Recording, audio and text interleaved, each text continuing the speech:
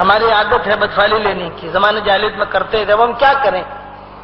تو آپ نے فرمایا کہ نہ بھائی، ہماری شریعت میں بدفالی نہیں ہے، ہماری شریعت میں نیک فالی ہے، نیک فالی کی ہماری شریعت میں اجازت ہے، بدفالی کی نہیں۔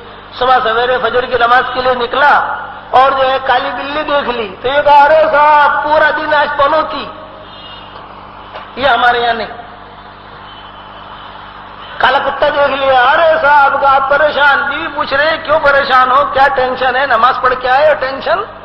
میں نماز پڑھ کے آدمی آئے تو خوشی خوشی آنا چاہیے، ان کا کالا کتا دیکھ لیا لے صاحب۔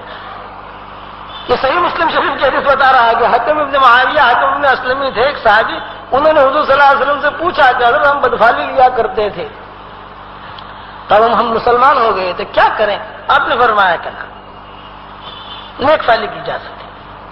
چنانچہ حضور صلی اللہ علیہ وسلم کئی مسئلوں میں نیک فالی، دو کام آپ صلی اللہ علیہ وسلم کرتے تھے، ایک تو کہ کسی کا نام خراب ہو تو حضور اسے بدل دیتے تھے، کسی کے نام کا معنی ٹھیک نہ ہو تو حضور بدل دیتے تھے۔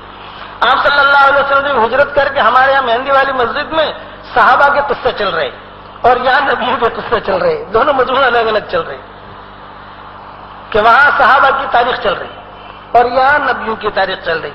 تو حضور صلی اللہ علیہ وسلم نے ہجرت کر کے مکہ مکرمہ سے مدینہ منورہ جب تشریف لگانے لگے تو آپ نے ایک آدمی سے کہا کہ بھی تم ہمارا ساتھ دو۔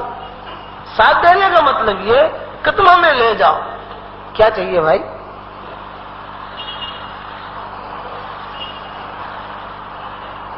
خیریت سے ہو؟ تو حضور نے فرمایا اس ایک آدمی سے کہ دیکھو ہمارا تم ساتھ دو۔ اگر کیا ساتھ چاہیے آپ کو؟ غور سے سننا، آپ صلی اللہ علیہ وسلم کیسی تدبیر سے۔ تو آپ نے فرمایا کہ ہمیں مدینہ منورہ جانا ہے، ایسا راستہ ہمیں بتاؤ کہ جو عام راستہ نہ ہو اور منزل تک ہم پہنچ جائیں۔ وہ تھا کافر، مشرک بے ایمان تھا۔ تو اس نے کہا میں آپ کو ایسے راستے سے لے جاؤں گا، لیکن ایک اس میں گھاٹی آتی ہے، اس کا میں گارنٹی نہیں، اس کی گارنٹی نہیں دیتا۔ ایک تھوڑی سا ٹکڑا آتا ہے زمین کا، وہاں کی گارنٹی وہ آپ کا رسک ہے، آج کی زبان میں سمجھ لو کہ میں اس میں آپ کا ساتھ نہیں دوں گا۔ آپ نے فرمایا کیوں؟ بولے وہاں ڈاکو رہتے ہیں اور جو بھی آدمی وہاں سے گزرتا ہے وہ ڈاکو ان کا مال لے لیتے ہیں۔ تو وہ ٹکڑا جو ہے جو پہاڑیوں کے بیچ کا، اس وہ پہاڑیوں کے بیچ میں سے ہی گزرنا پڑتا ہے۔ یہ نہیں ہے کہ پہاڑی کے اوپر سے آپ چلو، وہ پہاڑی اتنی اونچی اونچی ہے کہ آپ کو اتنا آپ نہیں چڑھ سکتے وہاں۔ تو وہ دو ڈاکوؤں کا جو رسک ہے وہ اگر آپ لے لو تو میں آپ کو اس راستے سے لے چلوں۔ آپ نے فرمایا بہت اچھا، کوئی بات نہیں۔ اب سفر شروع ہوا۔ جب وہ پہاڑی آئی تو ڈاکو نے کہا کہ وہ جو دلیل تھا اس نے کہہ دیا کہ حضرت دیکھو میں تو میری تو سیٹنگ ہے ان کے ساتھ، تو کسٹم آفیسر کے ساتھ سیٹنگ ہوتی ہے نا، تو اس نے کہا میری تو سیٹنگ ہے ان کے ساتھ، اس لیے مجھے تو کچھ کریں گے نہیں، مجھے تو جانتے ہیں یہ لوگ، تو میں تو نکل جاؤں گا، لیکن آپ جو ہے آپ گزریے، اس چینل سے آپ کو گزرنا پڑے گا۔ آپ نے بتایا بہت اچھا۔ اب وہ تو ڈاکو دیکھ رہے ہیں، اس نے اشارہ کر کے کہہ دیا کہ بھائی میں تو آ رہا ہوں، اب ان کو تو سمجھ، دو تھے۔ اب حضور صلی اللہ علیہ وسلم جب قریب سے گزرے، حضرت ابو بکر اور حضور صلی اللہ علیہ وسلم، تو ان دو ڈاکوؤں نے ڈاکہ ڈالنا، ان کا تو یہ ہے کہ بھی مال دو، ڈاکہ ڈالنے کا ارادہ کیا۔ تو آپ نے فرمایا من انتما، تم دونوں کون ہو؟ تو انہوں نے کہا نحن مہانان۔ مہانان کا مطلب ذلیل لوگ، نحن مہانان، ہم تو مہانان ہیں۔ تو آپ نے وہی نیچے سے جواب دیا لا بل انتما مکرمان، لا بل انتما مکرمان، نہ تم مہانان نہیں ہو، تم تو عزت والے ہو، بھلے ہو۔ وہ نام بدلا حضور۔ جب حضور صلی اللہ علیہ وسلم نے ان دونوں کو عزت والا کہا تو وہ دونوں کہنے لگے کہ لوگ تو ہمیں گالیاں دیتے ہیں، کم بخت ڈاکو ہے، خراب ہے، شرابی ہے، کبابی ہے، یہ آدمی تو ہماری عزت کر رہا۔ وہ دونوں ڈاکو نیچے آ گئے اور حضور سے کہا کہ حضرت کچھ پانی آپ کو پلا دیں، آپ کی خدمت کریں، آپ تو آپ نے فرمایا نا اللہ کا شکر ہے میرے پاس الحمدللہ سب چیزیں، بس میں تو خالی اتنا کہتا ہوں کہ تم تو بھلے لوگ ہو اور میں بھلائی کی طرف دعوت دیتا ہوں اور میں تمہیں بھی دعوت دیتا ہوں۔ تو ان دونوں نے کہا کہ آپ کیا دعوت دیتے ہو؟ آپ نے فرمایا کلمے کی۔ وہ کلمہ کیا ہے؟ کلمہ یہ، تو وہ دونوں کو دونوں رضی اللہ تعالیٰ عنہ بن گئے وہاں۔ یہ نام بدلتے تھے حضور صلی اللہ علیہ وسلم اور نیک پالی لیتے تھے ہمیشہ۔ حضور صلی اللہ علیہ وسلم جو ہے وہ نیک پالی تھے۔ وہ صحابی نے پوچھا حضور صلی اللہ علیہ وسلم سے کہ ہم بد پالی لیتے تھے حضرت کیا کریں؟ آپ نے فرمایا نا اس کی اجازت نہیں ہے۔ پھر وہ صحابی نے کہا کہ حضرت ہم جو ہے علم نجوم کے ماہر تھے، کچھ ستاروں سے کچھ چیزیں ہم حاصل کرتے تھے، کبھی ہاتھ دکھاتے کبھی یہ کرتے، اب ہم مسلمان ہو گئے ہیں تو اب وہ چکر بھی رکھیں یا وہ بھی چھوڑ دیں؟ تو آپ نے فرمایا کہ نہ وہ بھی حرام ہے، بس اللہ کے ایک نبی کو یہ علم دیا گیا تھا،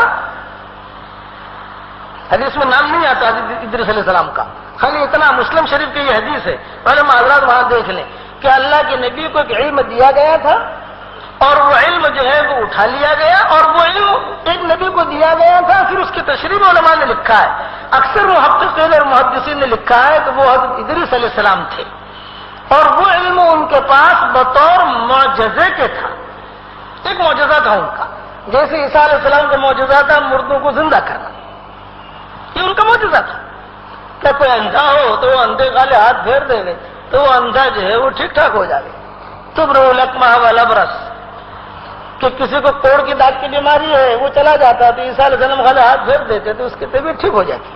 ایک آدمی مرنے کے بالکل قریب ہے، رشتہ دار چلے جاتے بھئی یہ مر رہا ہے بہت بیمار ہے، وہاں چلے جاتے، اور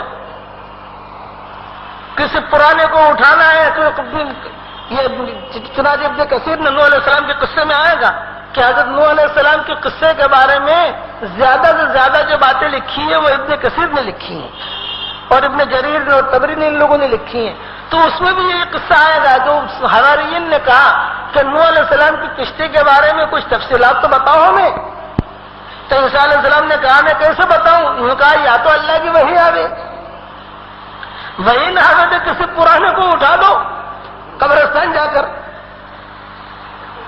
کسی پرانے کو وہ بتا دے۔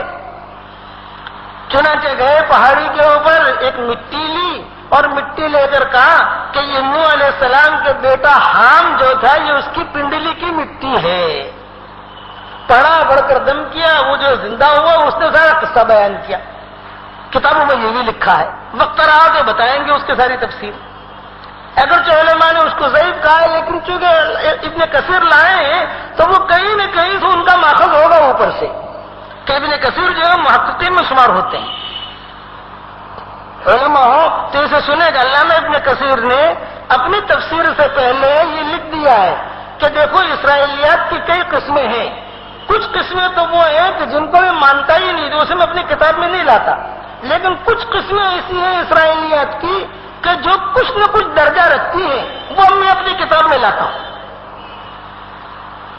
کہ اپنی کتابوں میں ایسی چیزیں نہیں لاتا کہ جو بالکل معتبر نہ ہو، کہ کچھ نہ کچھ کہیں دایاں بایاں مجھے ملے گا میں اپنی کتاب میں داخل کروں گا اس کو۔ تو میں یہ عرض کر رہا تھا کہ شیس علیہ السلام تو خیر ہی خیر اور ادریس علیہ السلام تک بھی خیر ہی خیر۔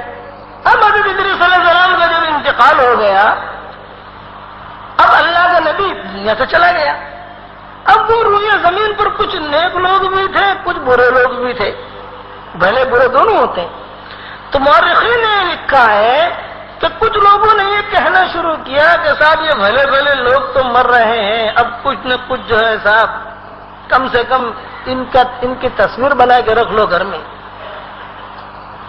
تصویر بنا کے رکھ لو، تو تصویر بنا کے رکھی، اس کو پوجنا مت، باپ دادا نے کیا کہا کہ اس کو پوجنا مت، خالی تصویر رکھ لو، کم سے کم اپنے مولوی صاحب یاد تو آتے رہے، وہ اپنے مولویوں کی یادی میں یا اپنے پیروں کی یادی میں بڑوں کی یادی میں تصویر گھر میں گیا ہمارے مولوی صاحب تھے صاحب،